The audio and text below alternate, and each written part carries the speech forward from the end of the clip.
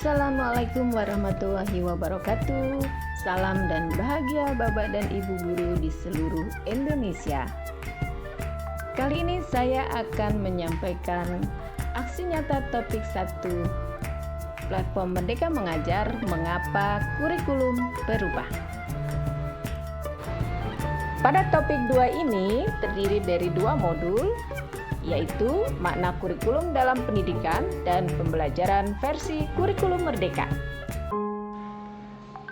Mari kita membahas tentang pengertian kurikulum. Definisi kurikulum menurut Undang-Undang Nomor 20 Tahun 2003 tentang Sistem Pendidikan Nasional atau Undang-Undang Sisdiknas, kurikulum adalah seperangkat rencana dan pengaturan mengenai isi dan bahan pelajaran serta cara yang digunakan sebagai pedoman penyelenggaraan kegiatan belajar mengajar. Lalu, apa tujuan dibuatnya kurikulum? Berdasarkan Undang-Undang Sisdiknas, tujuan kurikulum dibagi menjadi 2. Dalam skala makro, tujuan dibuatnya kurikulum adalah agar menjadikan suatu masyarakat yang dicita-citakan. Dalam skala mikro, tujuan dibuatnya kurikulum lebih berfokus dengan visi dan misi sekolah, serta tujuan-tujuan yang lebih sempit seperti tujuan setiap mata pelajaran dan tujuan proses pembelajaran. Apa saja komponen kurikulum? Menurut Ralph Tyler, komponen kurikulum terdiri dari tujuan, yaitu apa yang harus dicapai oleh sekolah. Kemudian yang kedua adalah bahan ajar, bagaimana memilih bahan pembelajaran guna mencapai tujuan tersebut. Yang ketiga adalah metode atau proses belajar mengajar.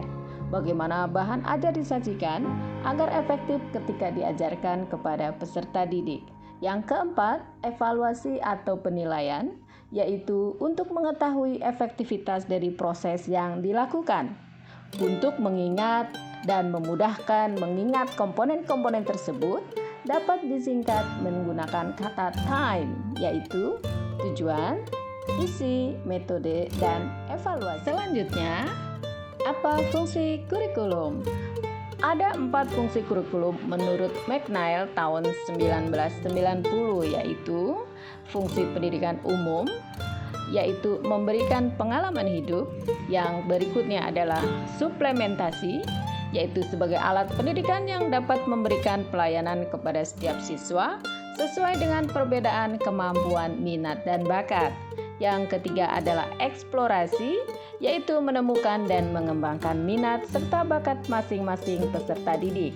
Yang keempat adalah keahlian, untuk mengembangkan kemampuan anak sesuai dengan keahlian yang didasarkan atas minat dan bakat peserta didik. Bapak dan Ibu guru, bagaimanakah kurikulum yang baik? Sesuai dengan zamannya, mampu beradaptasi demi membangun kompetensi sesuai kebutuhan peserta didik, bersifat dinamis, yaitu dikembangkan sesuai konteks dan karakteristik peserta didik. Yang berikutnya adalah kurikulum yang dapat memenuhi kebutuhan murid dalam pembelajaran abad 21, yaitu 4C, Communication, Collaboration, Critical Thinking, dan Kreatif, serta dapat menyiapkan siswa atau generasi emas yang cerdas berkarakter dan guru yang adaptif dengan segala perubahan. Lalu, apa yang harus guru lakukan dalam perubahan kurikulum? Yang pertama adalah merancang pembelajaran terpersonalisasi. Kurikulum Merdeka mendorong guru untuk merancang pembelajaran yang lebih terpersonalisasi. Guru dapat memilih metode, materi, dan pendekatan yang paling cocok untuk setiap kelompok atau bahkan siswa secara individu. Yang kedua, menggali potensi siswa. Guru memiliki peran dan kunci dalam mengidentifikasi potensi, minat, dan kebutuhan belajar setiap siswa dengan pendekatan kurikulum merdeka. Guru dapat mendesain pembelajaran yang mengakomodasi keberagaman siswa sehingga setiap siswa dapat berkembang secara optimal. Yang berikutnya adalah mendorong kreativitas dan inovasi. Guru memiliki tanggung jawab untuk mendorong kreativitas dan inovasi dalam pembelajaran. Yang berikutnya adalah mengembangkan pembelajaran aktif. Peran guru bukan hanya memberikan informasi, tetapi juga membantu siswa dalam memahami konsep melalui pembelajaran aktif. Ini melibatkan siswa dalam diskusi, proyek, eksperimen, dan aktivitas praktis lainnya. Peran selanjutnya adalah menghubungkan pembelajaran dengan konteks lokal. Kurikulum Merdeka memberikan kesempatan kepada guru untuk mengaitkan pembelajaran dengan realitas dan kearifan lokal. Hal ini membantu siswa untuk lebih memahami dan menghargai budaya serta lingkungan di sekitarnya. Lalu, mengembangkan kemandirian siswa. Guru berperan dalam mengembangkan kemandirian siswa. Guru membantu siswa untuk belajar secara mandiri, mengatur waktu, dan mengelola sumber daya pembelajaran. Yang berikutnya adalah memperkuat karakter dan etika. Selain aspek akademis, peran guru dalam membangun karakter dan etika siswa juga sangat penting. Kurikulum Merdeka menekankan pembentukan nilai-nilai moral dan etika yang kuat melalui interaksi dan contoh yang ditunjukkan oleh guru.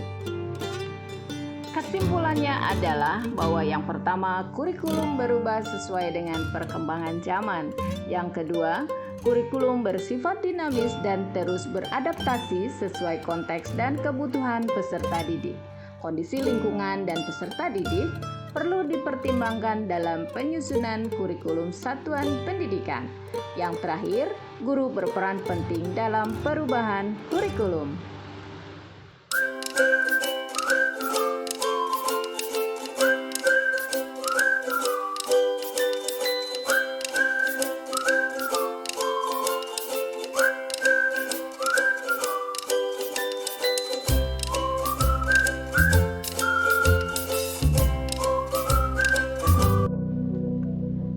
Bapak dan Ibu guru hebat, terima kasih telah menonton video aksi nyata topik 1 mengapa kurikulum harus berubah. Sampai jumpa pada video aksi nyata berikutnya. Salam dan bahagia. Wassalamualaikum warahmatullahi wabarakatuh.